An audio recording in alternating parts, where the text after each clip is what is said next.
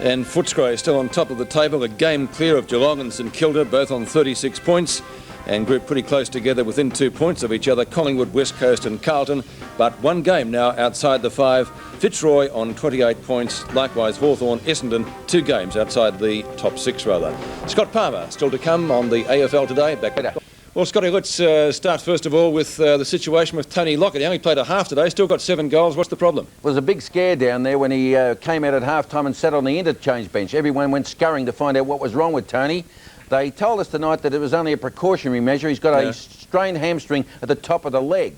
They assure us, the doctors, that he'll be back to play against North Melbourne next week. But things came a little bit agitated in the rooms when we tried to, or the photographers tried to get close and take a shot of the injured leg. And it was a bit dicey there for a moment, Peter. It was a very testy moment down there at Saints. All right, what about the coaches? Sheldon should have been happy, I guess, with Lowe and Lockett, even though he played half a game in great form. Well, Richmond finished over them, of course, and Ken wasn't particularly upset about losing a big percentage builder. He said, there's 2 sides out there, mate, and he said a couple of our players, namely Danny Frawley and all, might have been a bit jaded in that last half, and we just couldn't get to the bounce of the ball or the run of the ball in the centre, and Richmond finished over us. But he said, very pleased with the 49-point win, I think it was. Let's go to the game out at Waverley, Scotty, and Mick Malthouse, I understand, very unhappy, not with winning, of course, but the state of the ground. Called it a cow paddock and a disgrace. He said the AFL have been saying for years they're going to improve the surface, but he said the surface is now 23 years old. He said he didn't think it helped Hawthorn today. He said they played 3 tough matches out there, and he thought they may wilt in the second half, and that's exactly what they did. Malthouse said that if the West Coast Eagles had lost, they may have been out of it, so it was a crucial game for them. Brennan's got a hamstring injury, so he's got some full back problems. But the worst for the Hawthorn is that Chris Mew's in hospital tonight having x-rays taken for a possible chipped bone in the back. And a few Hawthorn people aren't happy about how he got it either, Pete. Gary Ayres has got an Achilles strain. He'll miss a week.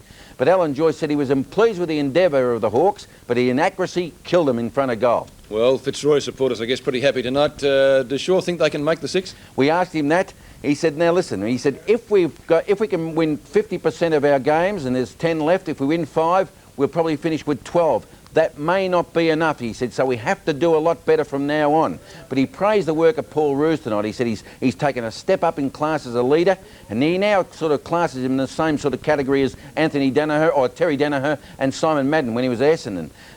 He said it was a terrific leader today. He does as much coaching out there as he possibly can on the ground. And Davey Parkin unhappy? Very unhappy. He said it was a disgrace, a disaster. He said Fitzroy got stronger and stronger as the game went on. Mark Aythorne couldn't play today with scarlet fever. Aitken's got an injured ankle, but he said Justin Madden played a great game in the reserves and could be back next week. Scotty, one thing left to say? Keep punching, Peter. Good on you, mate, and we'll catch you next week. Scotty Palmer, and a reminder, if you're looking for laughs, don't forget Just for Kicks.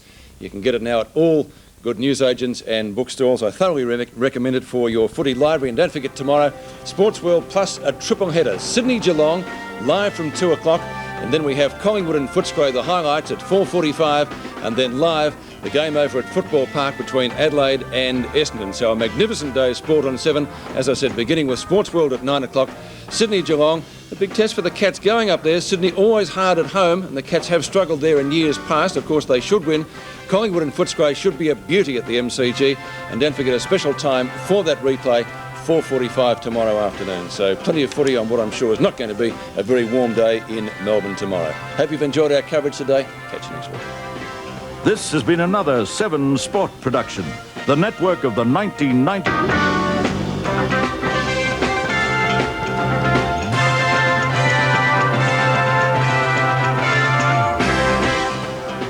Welcome back to the Football Hour. Round 14 winners to date, and North Melbourne on Friday night by 35 points. West Coast yesterday coming from behind Hawthorn at quarter time by 14 points. Fitzroy by 19 points over Carlton, and the Saints were the biggest winners so far in the round by 49 points, despite a big finish by Richmond at the MCG. Now it's time to check the CUB AFL ladder. Not much change in the ladder. Carlton have slipped down a spot. West Coast have gone up. Fitzroy and Hawthorn have just swapped around, and so has Richmond and North Melbourne. Today, 2 plays 11. 9 plays 10, and the big game 1 against 4. Footscray up against Collingwood. As we go to the highlights from the weekend or the round so far, John Longmire's 7 goals on Friday night were a highlight of North Melbourne's victory. They've been in all sorts of trouble, North Melbourne.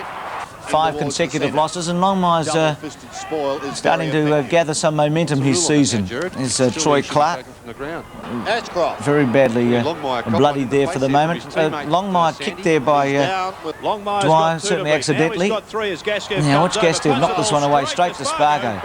So certainly not that intent. Gastev going for the boundary line or the behind. Gastev getting his first goal for this season. The defender going up into the forward line.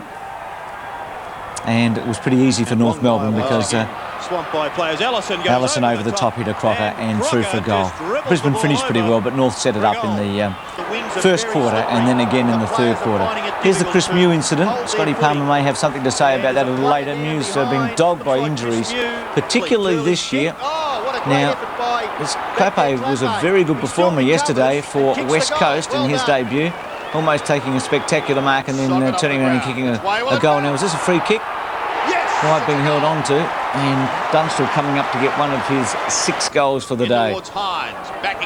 This was Hines and Langford. He hurt himself too. Collins. This mark by Jarman, magnificent. He was in terrific form yesterday, Jarman, as he's been all year. It's a class act, there's no doubt about that. Here's Evans with a pretty tough tackle on Collins. Now, Sumic, controversy surrounding this one. We've slowed it down a number of times today, and to be honest, it looks like it goes straight through for a goal when you slow it down, but you make your own mind up. I think every Hawthorn player around the ball thought it would hit the post. You can see the post move a little, but when it's slowed down, it actually looks as if it's gone through for a goal. But Jarman's incensed, and so is Jenke.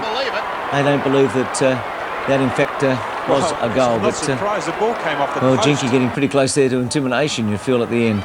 Here's Lockett, who was in spectacular form. Dacos would have been happy with that one. He kicked 7 goals. In the first half and then went off, and we'll check with Scotty too on his injury situation. He looked as if he might challenge his own personal best of 15 goals. One man who did kick a personal best yesterday was Stewie Lowe with his 8, and he's one of the favourites for the Brownlow medal, no question about that. He's having a spectacular year, and with Lockett and Lowe, they've got something quite special. Gee, Gale, that was a real rob, an excellent steal, and he might have a ponytail. Boy, why would a ponytail make any difference? Bradley, he's just struggling a bit. I thought he struggled last week in the first half particularly, and he was tagged yesterday. Quite a heavy one there. Kernahan down a bit too, but that was a good handball to Williams, and Williams was in magnificent form. Broderick went on to him and did stop him a little in the second half. Now, he didn't quite get that spot on, Maroons, that mark, but it was a brilliant mark and a goal at a very, very important stage in the game. Here's Paxman, as a sea camp I should say, and a goal there, and Fitzroy continue on their very good run. They're having a terrific run at the moment, and in the next few weeks they haven't got all that hard to run. No games are easy, but they're in with a bit of a chance. Okay, no reports to date. The interstate headlines are as such. The Times in Western Australia say the Eagles are in with a chance. They had to win that game yesterday, but with 10 to go, there's no guarantee of playing off in the finals, but you'd expect they would following that win over Hawthorn. In Adelaide, the Sunday Mail is saying a similar thing, that, well, they've got to trick the old fox, which is Kevin Sheedy, and Graham Corns hasn't given up hope that if Adelaide can win today against Essendon, and Essendon in the same boat as Adelaide, that there's still a sniff of a finals chance.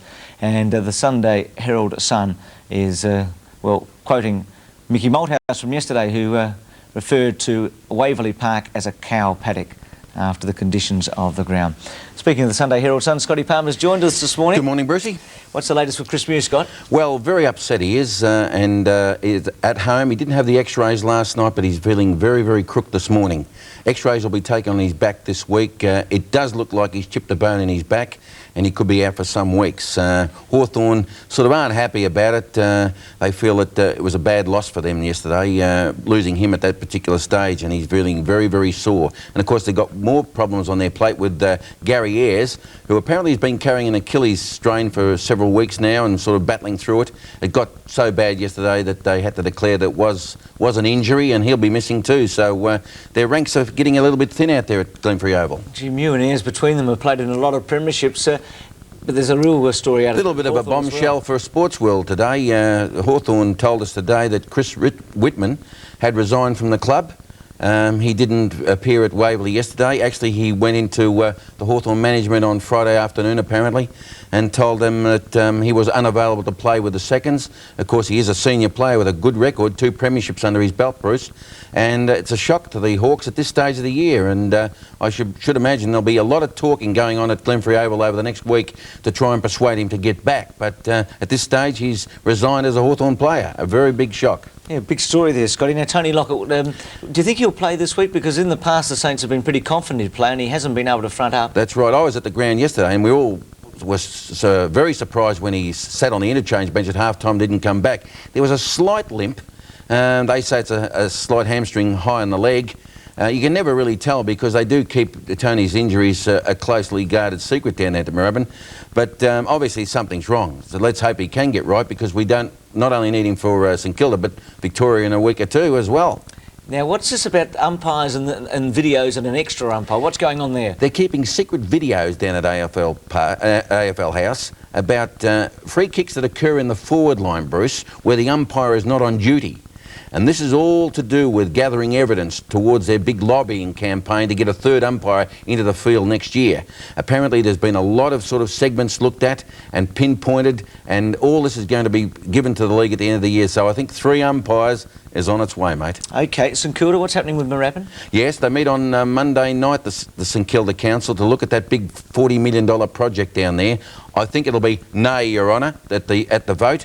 But I've got a suggestion that or an indication that they may say, look, in 5 years' time we're going to build a big sporting complex down at Moorabbin. That won't suffice as far as the dissidents are concerned. They'll go for the vote on July 13. What's the latest with Barry Mitchell? Barry Mitchell, legal manoeuvrings are still going on, Bruce. Now, we don't know what's going on with the court situation. I've just got a feeling that a compromise could be reached over the next couple of days. Maybe a re-hearing of the tribunal, who knows? Well, Scotty, you've been in good form lately. We've got a patch on the back, Dacos and Whitman today, and during the week on Wednesday in one of the Victorian papers, they had the headlines concerning the restriction of numbers of players in the state of origin, the Cats Big V beef, which you broke here on the Sunday before. That's exactly now, right. What about the Essendon calendar? Well, the West Coast Eagles have got their calendar, and Essendon have brought theirs out. Bombers after 5. It's going to cause a sensation. I know a couple of the girlfriends aren't too pleased about their footballers appearing with other models on their arms, but it's a beautiful calendar. I'll just show another one if I can, Bruce. It's a... no Tim Watson, no retired players there? Tim's too old. This is Gavin Wanganeen, and he looks very, very handsome in his dinner suit. Good on you, Scotty. A must for all Essendon fans, that calendar. Keep punching, mate. You've done very well. Good on you, mate. Gee, Chris Whitman resigning from Hawthorn. We take a break, the panel after this. Played a terrific shirt front on Ross Glendinning, but I think Ross might recover. Welcome, and welcome to the panel, Bob Davis, who... he's been celebrating his birthday all week. How are you, Bobby? In a good mood today? Yes, excellent, thank you. But the only one thing, Bruce, I'm a bit concerned that Ron Barassi, Alan Schwab and Ross Oakley have been reincarnated. In what way? Well, in 1903, when the league was at its best, they decided that they would have a game up in Sydney. They were far-thinking then. And just to show what they did in those days and how they could shift the game, it was supposed to be played at Geelong. There was a rail strike, so they didn't play it. So Geelong... they made the game the next Saturday in Sydney. But Geelong went on the Tuesday, played Albury on the Thursday, played the game on Sydney on the Saturday, played Rutherglen on the way back, and then played Fitzroy the following Saturday. It got beaten. I think they were a bit overtrained in 1903, Ron. So the far-thinking thing is, I can look at you, that grey hair and everything. It's just what they were in 1903, and they wore moustaches. I've never heard of such drivel all my life. Thank you, Bobby, for that. Yeah. Getting on to something modern, that's going to happen this afternoon at the G, it's going to be the old-fashioned clash of the ruckman. Isn't it good to see 2 young kids, Damien Monkhurst and Scott Wind?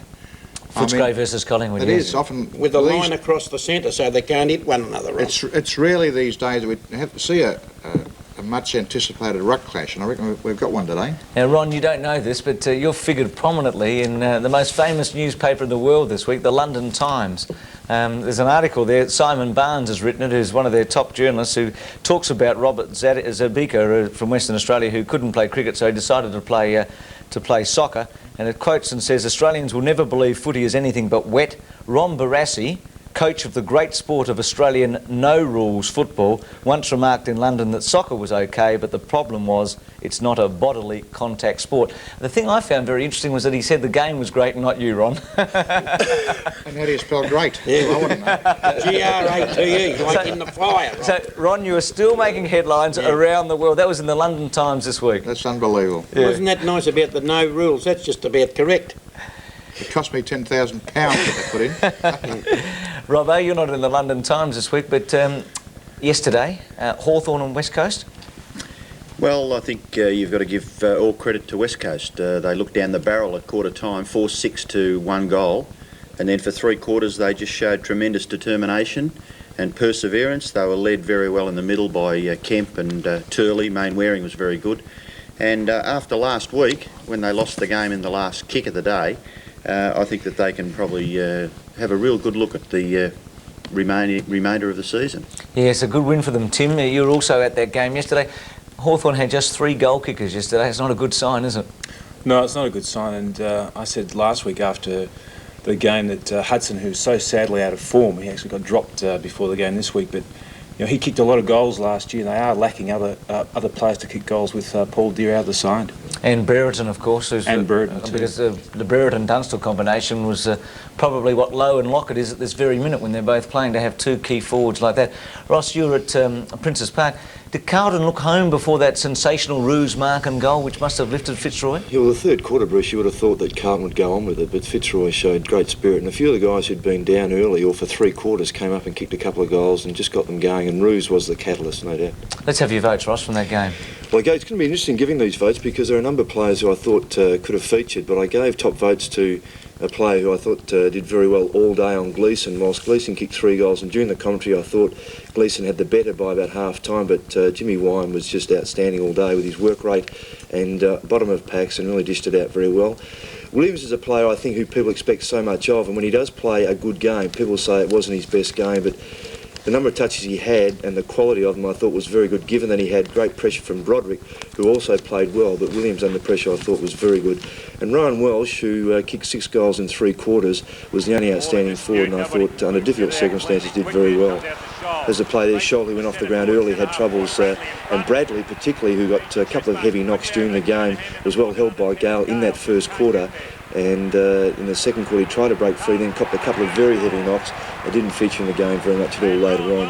Kernahan also was a little bit down. They looked for him too much possibly. Welsh bobbed up with his 6 goals, but Kernahan, until he went into the ruck in the third quarter, found it very hard to get into the game.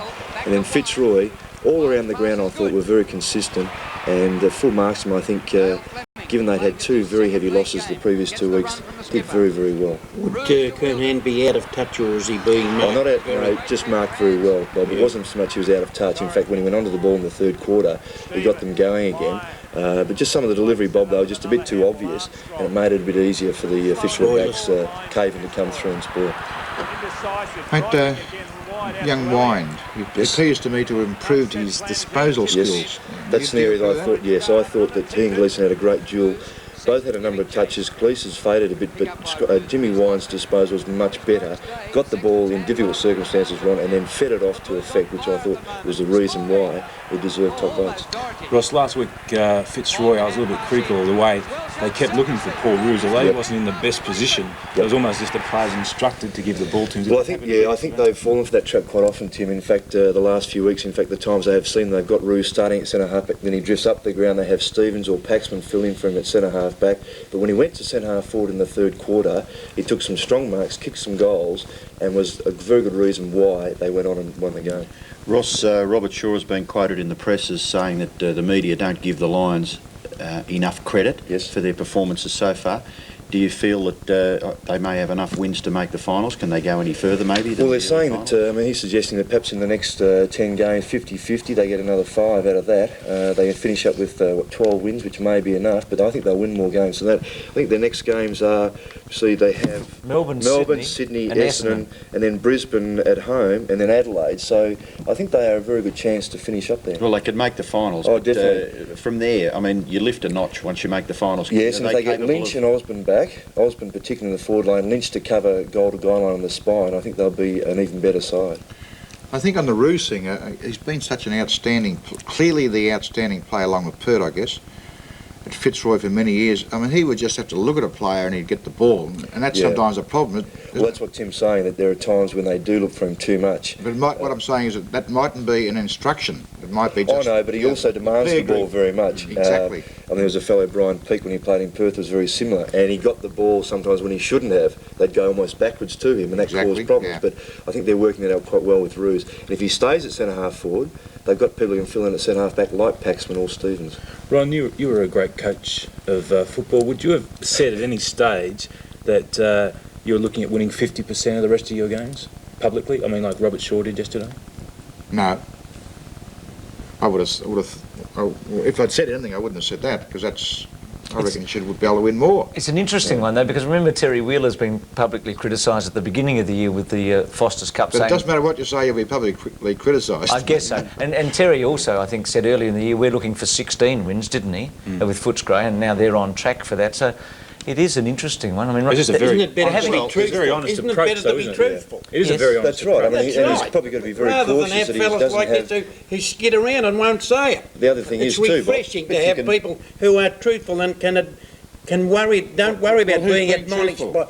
Wheeler was 16. He thinks that he'll win 16. When I was coach, I thought I'd win 24 and never had any worries. But you've also got to be very careful. You don't put pressure on your players by saying we will win 8 or 9 games. I mean, that's an expectation, I think, very honestly. And Fitzroy have been struggling over the last few years. He might be just throwing it back at the players. Well, they're having a meeting, a very important meeting with the players and coach on Monday night, tomorrow night, to reassess the season and have a look at exactly what they want to get out of this year. So he's an innovative coach, there's no question about that. I think it's refreshing for a coach to come out and say things like that. Is it a disaster for people to hide things? It's not a disaster, is it? You're not winning anything by saying, oh, we've got to take it next week. And that. If you think you're going to win 16, say you're going to win 16. Well, it's an inexact science dealing with human beings. We all know that. So you say it one way, you can be criticised. You say it the other, you'll be criticised. But if it all works out, they'll say you're a genius. If it doesn't work out, they'll say you're a dill. It's a bit like, Ron, the Barcelona Olympics. You introduced so many weeks that everyone's got a gold medal chance. The reality is they haven't. And somebody has to win and somebody has to finish 7th and 8th. And, well, it'll be interesting to see where they finish. Briefly, Carlton. They feel, it seems as if they're almost marking time again now, like they did last year. They're not in the same horror patch they were in last year, but do you think, Ross, they can pick themselves up and now go on with it and still be a major player in the finals? Well, they had the ability. If you look at their personnel, they certainly had that number of players that could lift them. Sportings, their forward line looks very good, but players like Julio yesterday found it very difficult to get in the game. Sporting had his moments. Kern, as I said, was well held. Bradley goes out of the game because of a couple of heavy knocks. Williams, I still thought, was very effective. Gleeson, quite good for 3 quarters, but then they just lacked another player to really lift them and go that next step further. Fair enough. So they've got a couple of big matches coming up too, Carlton. We'll take a break. West Coast and Hawthorn feature after this. There's a very poor crowd there, about 6,500 people, which was a bit of a worry. When you look at the best players overnight, it's very difficult to choose. I went for Alex Ischenko for 3 votes. He gave a lion-hearted performance in the ruck. Stevens was a consistent player all night for North Melbourne, and David Bain was really a very good player for the Bears, and he provided them with some spark, but there's not the players up the ground that can take advantage of his good work. North were impressive for 1 quarter of the game. In the 3rd quarter they kicked 9 goals and they looked like they were stringing a bit of play together, but then again in the last quarter they went to sleep and the Bears were able to kick quite a few goals. North are playing like a team that is lacking in confidence. They don't seem to have enough confidence in each other. The handballing is inaccurate, their kicking is inaccurate, and they often choose the wrong option when they are going with a foot pass. The Bears really do turn up and appear to be happy getting close to a side. I don't think that they expect to win, especially when they come to Melbourne, and perhaps it's enough for the players to get close to the opposition. Roger Merritt came back into the side. He hasn't played for 7 weeks. He looked a little bit out of touch and out of match condition, and they just don't have the match winners in their side. And although they've got some good young players, White is a very exciting young player. It's going to be a while before we see the Bears up near the top of the ladder. Tim, would be very galling for the Bears to see Koshenko play, and probably for the Eagles as well, Ross, is it? What, has he got some complex that he doesn't get on with his teams, or what happens, do you think?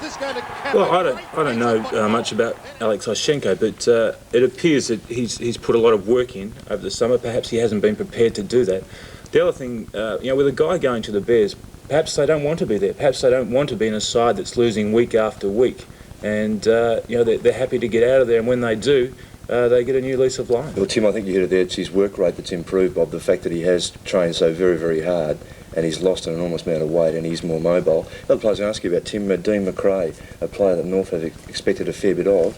He got a bit of the footy and he's a big fellow, gives him some mobility and can play either end of the ground. Yeah, he played a lot better on Friday night than I'd seen him play for a while. He's been in and out of the side this year, and I think he's one of the players that North Melbourne expected to go on with and be a good player, but he really hasn't gone on with it. What about Brisbane? Is there anything there at all amongst the, say, under-22 brigade?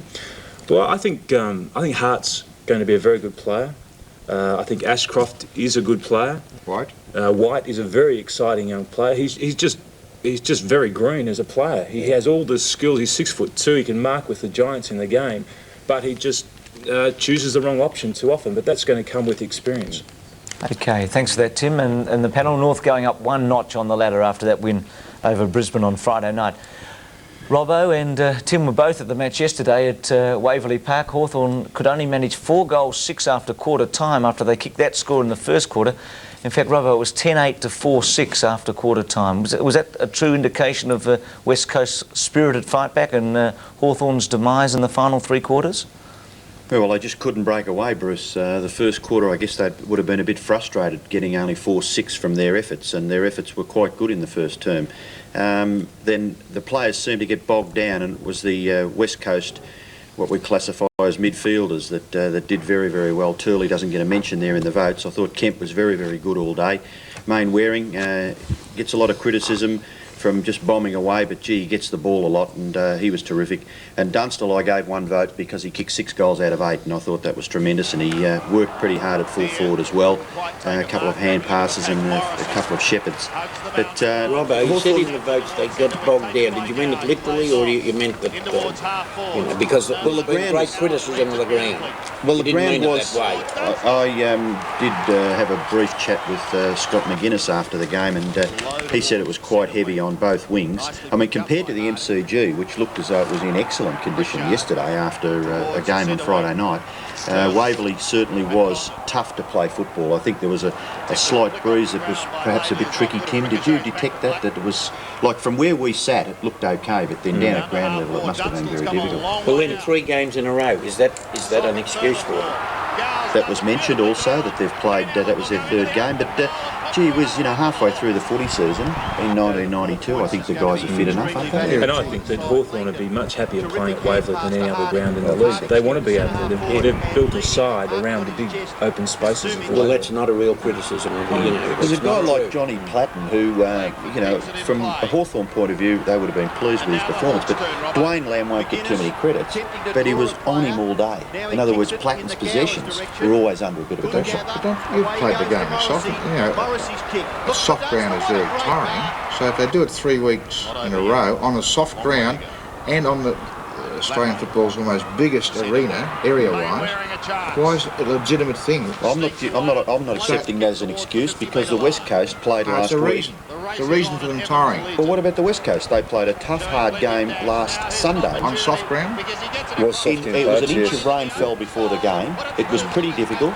The conditions were very difficult to play decent football. There was a lake in the centre, and they came back over here. Holding. This is the point. Doesn't matter, they still travelled back over here. Waverley was worse yesterday than it's been previously. It was heavier yesterday. Robert, what about... I would try, I'd ask the AFL if I was Hawthorn not to have 3 games in succession there, which they've had.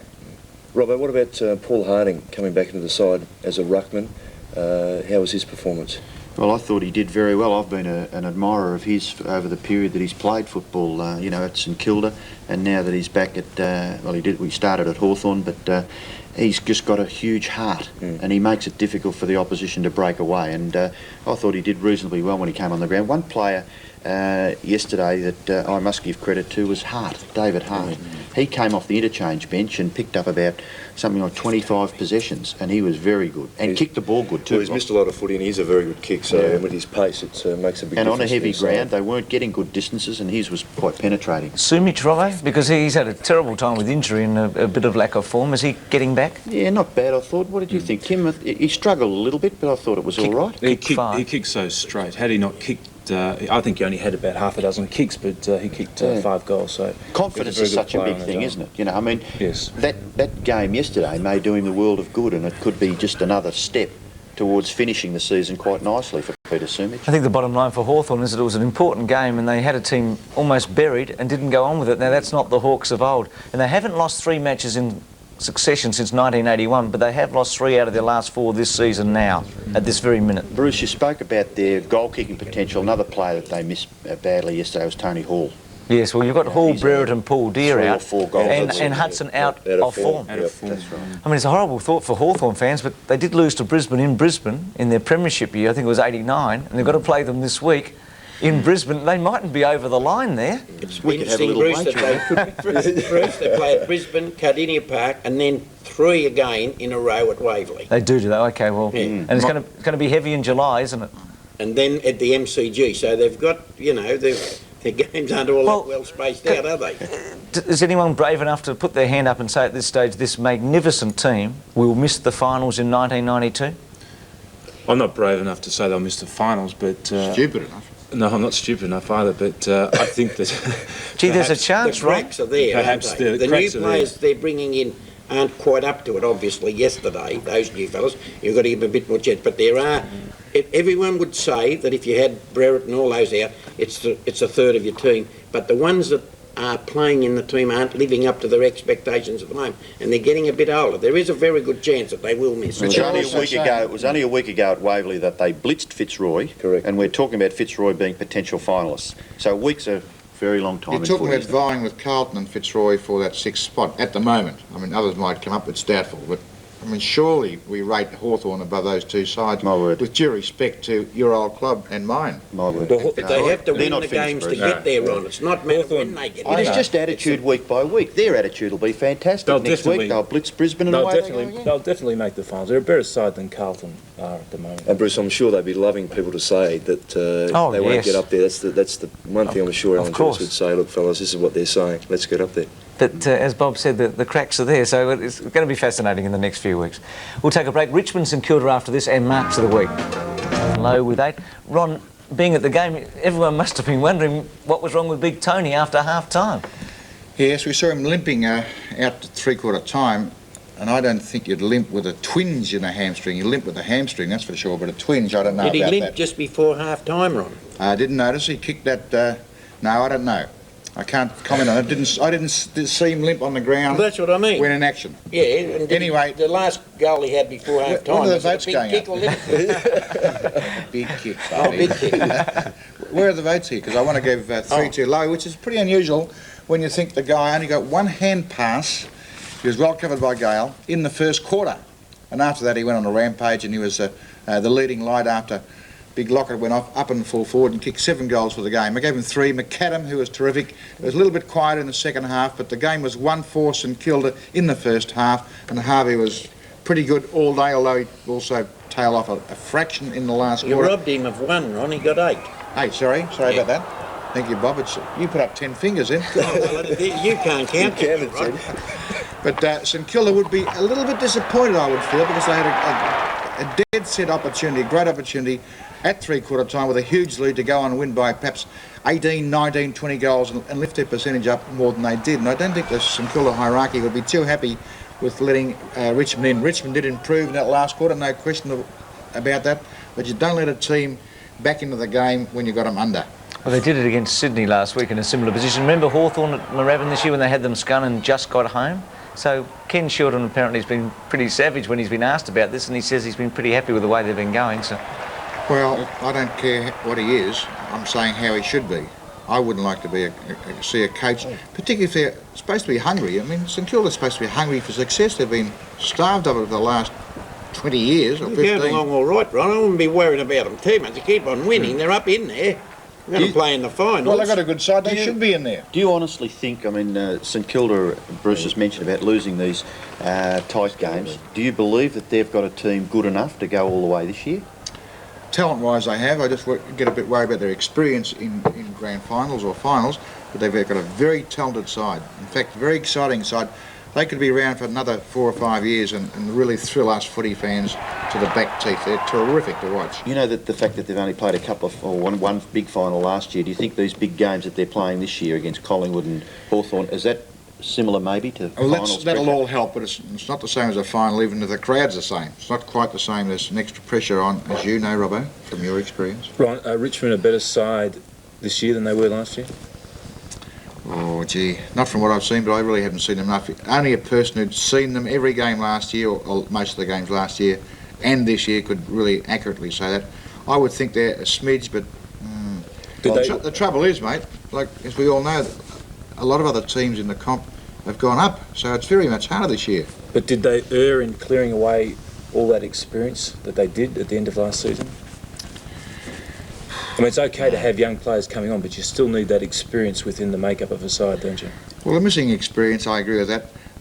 Waitman too is a shadow of his former self. But they can't. I mean, they can't rely on a bloke like Waitman. They can't build a side around for the future on a guy. That's like why Waitman. they might have made the clean sweep to start afresh. Can you see a difference in the attitude of the way they play, Ron? Do they look a different team, or are they? I'm looking, Ross. One of those players, Ron, that was brought in, Stephen Jackson, to try and hold down centre half forward or a key position. Alan Jones, I should say, put him down to fullback. Yes, he did well as a bit of early. Experience. Did well early, like first 10 minutes. Does he seem to you as a player who needs a bit of urgency in his game? Is he a player who needs a bit more work in terms of, like an Ishenko? Is he a player who could do with a heavier workload? Well, he needs to play with more intensity. I think that's what you're getting at. But I think that's the case with a lot of Western Australian players, because they're just not used to that. And some can pick up, as a lot of the Eagles, for instance, have picked up the urgency of the increased competition, and some have difficulty with it. But gee, on Lockett's an interesting one. He's kicked 7 in the first half, and you would think, gee, what a terrific half. But to break that Fred Fanning record, he has to almost double 7 to break it. He has to get 12 to break it, so he's had to almost double that 7. Just shows what an enormous record that is to break. Very difficult. It will be done one day, by the way. It may be this year, but boy, it's an amazing record. That's why it stood for so long, Bobby. Yes, that's certainly right, Ron. And Fred Fanning was a great pull forward and kicked only 18-1 that day. He was very accurate, wasn't he? That particular I think day. it was that day. Yes, 18-1. I mean, they're not going to kick that. Was anyone there? Yes, I was there. Of course they were there. I was there as a kid. I was there as a kid. No, anyone here there? No, Ron was there. I was there. Fred Fanning? Oh, you mean playing? No. Robbo, weren't you there? Let's leave it for just a moment. You're When he doubled 7, did you get that bit? Actually, I've just worked it out 7 times. We've got to go, but 7 times 2 is 14. That's good. Almost, I said. No, I know exactly what you said, and you made sense. Yeah. He would have kicked 21. Bruce, this will make sense. Happy birthday for tomorrow. Oh, thank you very much, Ron. I won't Doesn't look 40. No, I don't. Yeah. I'm 40, take 1. Work that one out. Last week, Gerard Healy worked this out. Brisbane and Essendon. Hart, who's already been mentioned today. Kilpatrick, he's a good player too. And Noonan, 3-2-1. Footscray, Melbourne. Ron Barassi, Atkins, Baxter and Coleman. Gee, they bowled it in, didn't they, Footscray? And West Coast Collingwood, Don Scott went Monkhorst.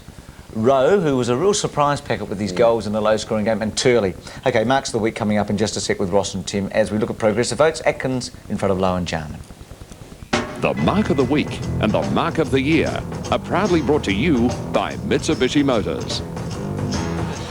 Well, this first mark coming up, Paul Williams, a one-hander, and we're seeing a lot of one-handers creeping into the game. I don't know whether the players are practising those at training. There's a lot in there set, and there's Mark Hunter. I think he's a terrific player. There's another one-hander. What great skills over kicker. And Gavin Wanganeen, an exciting young player from Essendon, rising up above the play then for a great grab.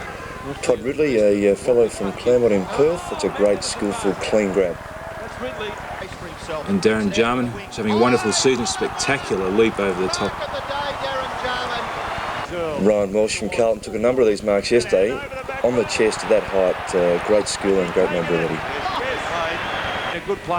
And Fitzroy's young player Fleming, another great one-hander, warding the player off and then pulling it in with that one hand. Paul Roos, we missed a little bit of this, but it was a fantastic grab and a very timely one for the Fitzroy skipper. Well, some great marks there this week, yeah, Ross. Well, Bob's suggesting that maybe the ball's a bit flat and that's why players today are taking more one-handed marks, but they're simply more skillful, Tim, aren't they? I think they've got bigger hands these days. The other thing, okay, well, I think we agreed very easily that Jarman was the mark. Jarman was spectacular leap over the top. Yes.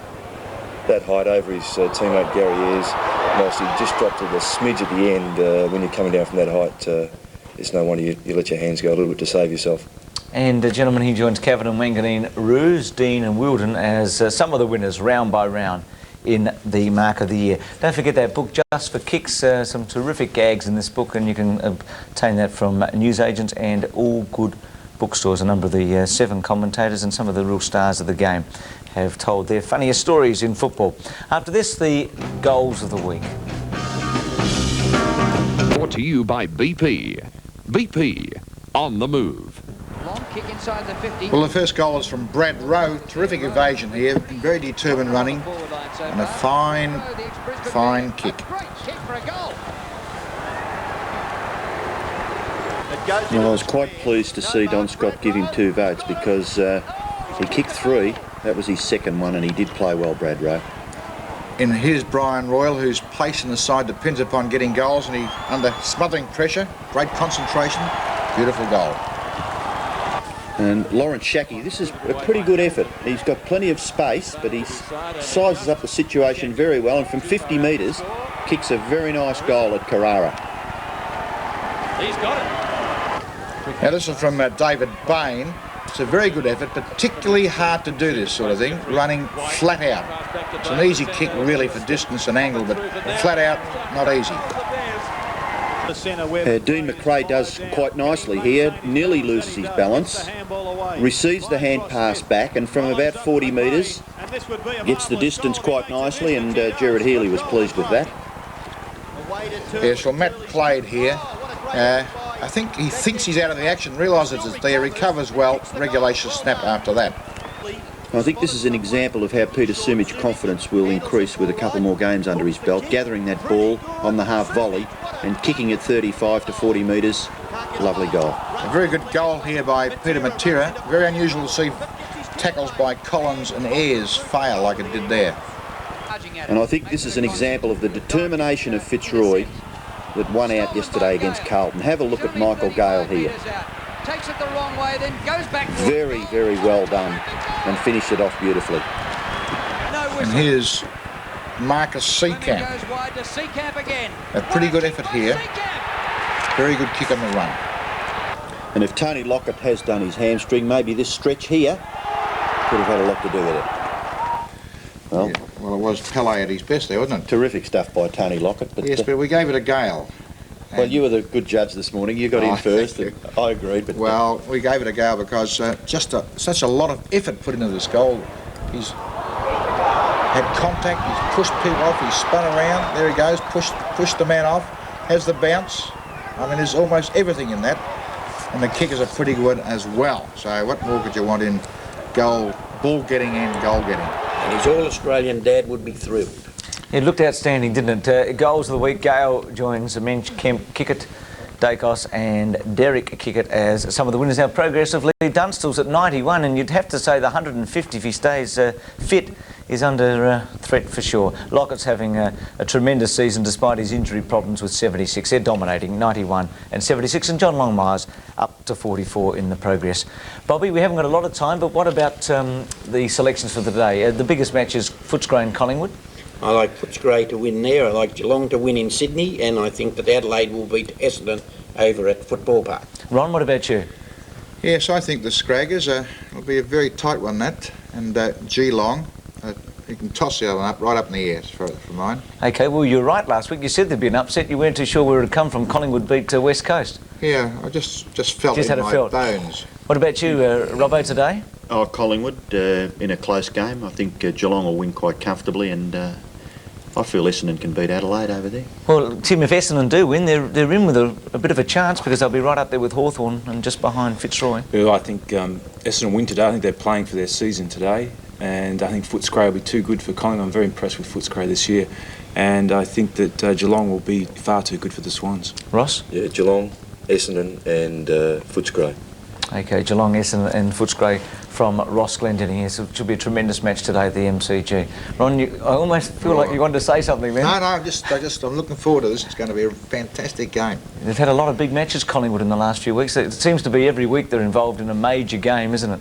They keep coming back. Kelly will be a blow. And full marks to those who put on the match last Sunday, the 40 players. Yes. It was just terrific for the game. It was. I mean, the fact that Collingwood could come back, I mean, West Coast would have been disappointed that they'd let them back in. I just doubt a little bit, Bruce, the Collingwood ability to kick enough goals to win the game. Look at the Footscray forward line. They are playing very, very well. If Collingwood does come back in, make all the difference. Well, we'll know it about 5 o'clock tonight. Thanks, gentlemen. We'll take a break. Brooke, yesterday, Fitzroy and Carlton out at Princess Park. I did, and when young Dale Fleming kicked his second goal 10 minutes into the third quarter, Fitzroy took the lead for the first time in the game by 4 points, and they never looked back really, although it was nip and tuck, as we say in football parlance, nip and tuck all day. And I thought a couple of significant moves. There's young Rowan Welsh, who kicked 6 goals, and I suppose that when he was required to kick a couple in the last quarter to keep Carlton in it, either he couldn't prevail or they couldn't get the ball down to him enough, but he kicked 6 in a fine performance.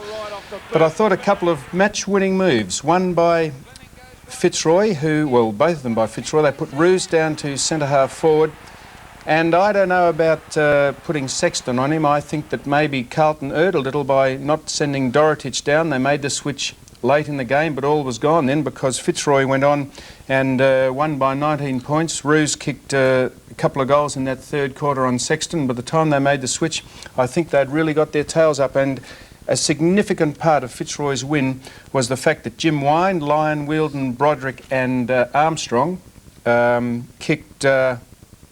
25 possessions, an average of 25 possessions between them for the game, which gives them some tremendous running drive through the centre and the on-ball. So it was a fantastic performance by Fitzroy yesterday. Parker has given Sexton quite a great deal of responsibility. He started him on Lockett a few weeks ago. He always gives him a tough assignment for somebody who's very young, and he's actually come from another club, so he's not a renowned champion to say starting up on a good player like No, this. look, we were surprised that Sexton was given the job on Roos. Once Roos went down there, he'd been kept reasonably quiet, Paul Roos, although he was playing on the back line to start with, and then the Fitzroy hierarchy decided that the game better be won rather than saved, and they put him down on the forward line. And when Dorotich went down him, there's one thing you can't buy in football, and that's experience. You've got to put the time in, and Dorotich certainly has that. And when he put him down there, he did blanket him a little, but the game was gone by then. And incidentally, if Carlton do anything this week, they should review their centre bounce work. They dominated the ruck through Cavedon and Cavedon, and for the amount of possessions and clearances they had out of the centre, it was really a pretty ordinary performance, and they should get some system going out of there, or else there's no point having taking Madden out of the side because he dominates the centre bounce. Williams did reasonably well when Cormack was on him, and then they put Broderick onto Williams. In the league at getting it out of the centre, Williams. Yes, but I suppose if you don't have much idea of where the ruckmen are hitting it, and the people on the ground don't have much idea of what's happening as well, it's a second-guess situation. And when you are dominating the ruck, it's always a good idea to know what the ruckmen are doing. And it didn't look as though that was too much. There was too much semblance of teamwork there out of the centre yesterday. Yeah, well, good luck to the Roys. It's a very good win out there yesterday against Carlton. Another good win yesterday was St Kilda over Richmond at the MCG, and I suppose you can say that was the Lockett and Lowe show once again. They're two mercurial forwards, and Lockett kept finishing the day with 7, or finishing the first half with 7 and not returning afterwards. He was in magnificent form, and Stuart Lowe ended up with 8. But Tony Lockett just seemed unbeatable, and that's where all the talk is this morning, basically, about how injured Tony Lockett is. Apparently it was just a precaution, but who knows, it could be something a little more serious. And I think after yesterday's defeat of Richmond and the way they're doing it and going about it so well, they've got to be premiership contenders or the top 3. Peter, what do you think? St Kilda? Oh, certainly. I think you know, with any of the results, I think gauging how a side is going, it gets back to consistency, and they're third at the moment. They're playing good football, and I suppose they've got that problem of having the two best forwards in the league, you know, Lowy and Lockett. They're going to be hard to beat because with sides like that, you've got to have someone to be able to man them up, and it's very hard to be finding 6'4", 6'5" guys built along the same lines to be holding these guys, and their on-ballers are playing well, so you know they're doing well at the moment. Their on-ballers were excellent yesterday. Sam, do you think St Kilda can have something to say later on in the year? Well, I agree with Peter. They are a very exciting side, and with Lowe and Lockett there, they are almost invincible. And while those guys are playing well, almost invincible. Well, when you is that say a contradiction in terms to say that? When Peter says it's a pretty big rap. Just by mentioning the word invincible, it's a pretty big rap. Well, I like almost probable. Well, if you can wipe the smirk off your face, I was about to suggest almost as invincible as the Brereton-Dunstall combination at centre half forward and full forward, respectively, for Hawthorn. But sadly, no longer is that combination still going round at this particular stage. So I would suggest that a great part of Hawthorn's success was the fact that they did have a very competent centre half forward and full forward, and I am suggesting now that they are almost invincible, St Kilda, because of the two great powerhouse forwards in the country. Yeah, well, they're the ones they say win finals, aren't they, your two forwards like that? But we'll have some more discussions about forwards after the break, and we'll be back with Peter Dacos to talk about two of his favourite subjects, Collingwood and kicking goals. Stay with us.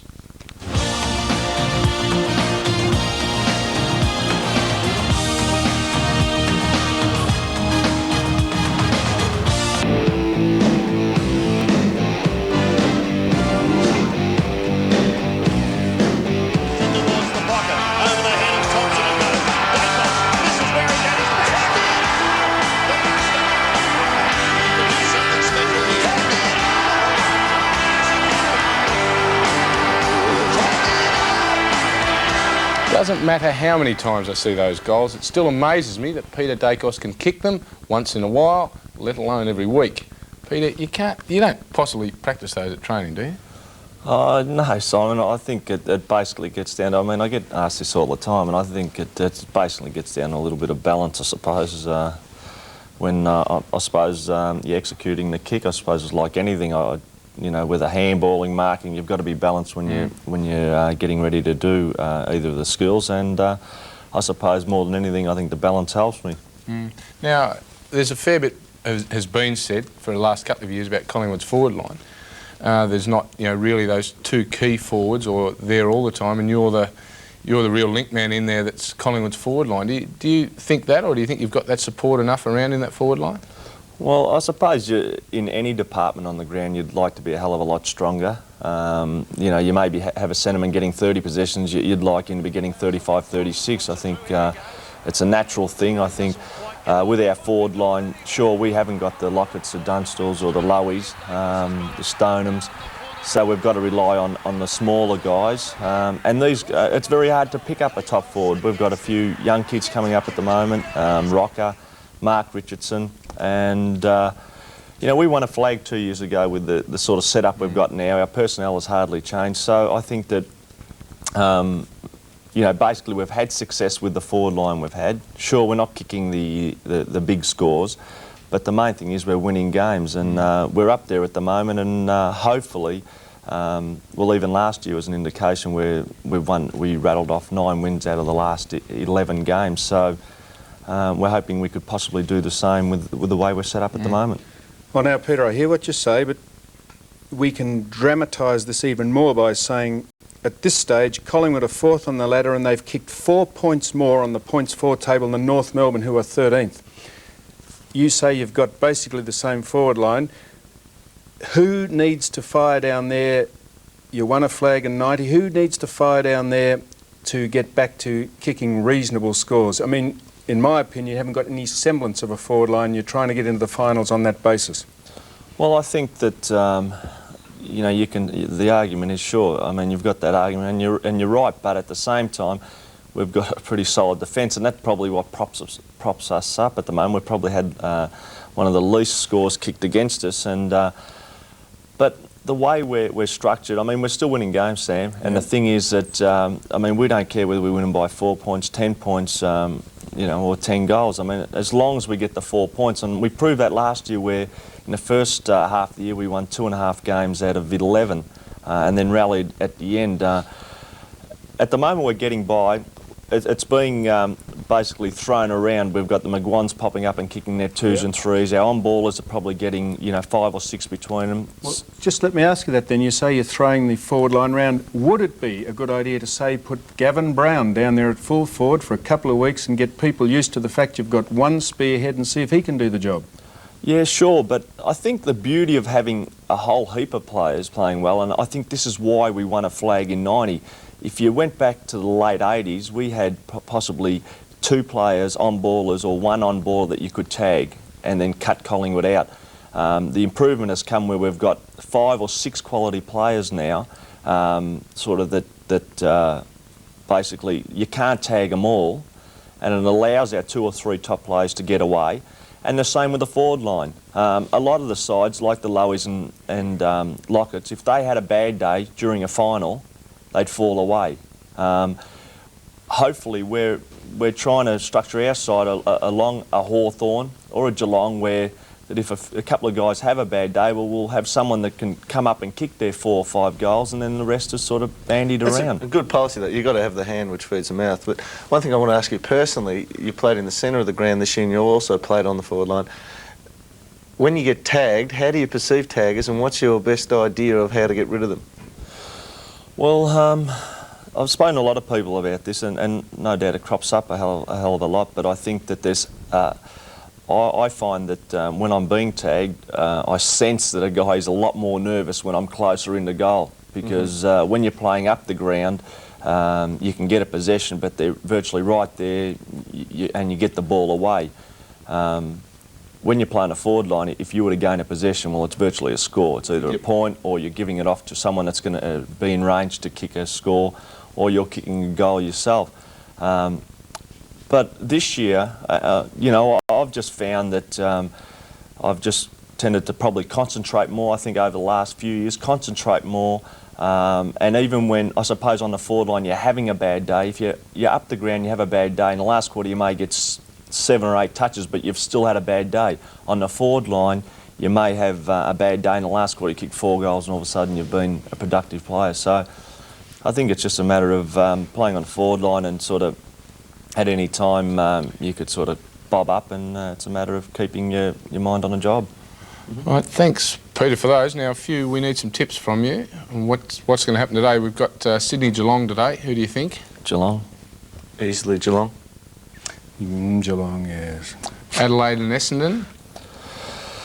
Adelaide, over in Adelaide. I think that they play the ground well and very hard to beat over there. Jamie? Close game, but with Buick playing and playing reasonably well, I think Essendon are a big chance. Sam, anything pertinent to say there? Yeah, well, I'll make a tip and say Essendon if that's right. No, I thought you might slang off at those poor Adelaide siders again. No. And the big one for the day, Collingwood Footscray. Are Collingwood going to be affected by the last 2 weeks, those 2 real tight games? Well, I think that no doubt last week would have done our confidence a world of good, especially after the last 2 weeks prior to that. So I think that the boys, the feeling has been pretty good. It's a big game, and it's certainly going to be a test for both sides, but naturally I'm going with our boys. Dermot? Footscray stingy back line. I think they'll stay in there, hang in there. Sam? Look, I don't think Collingwood will have a forward line that will be able to kick a big enough score. Oh dear. That's our show. Thanks, Peter, for being with us. And hope you'll join us again next week. Bye till then.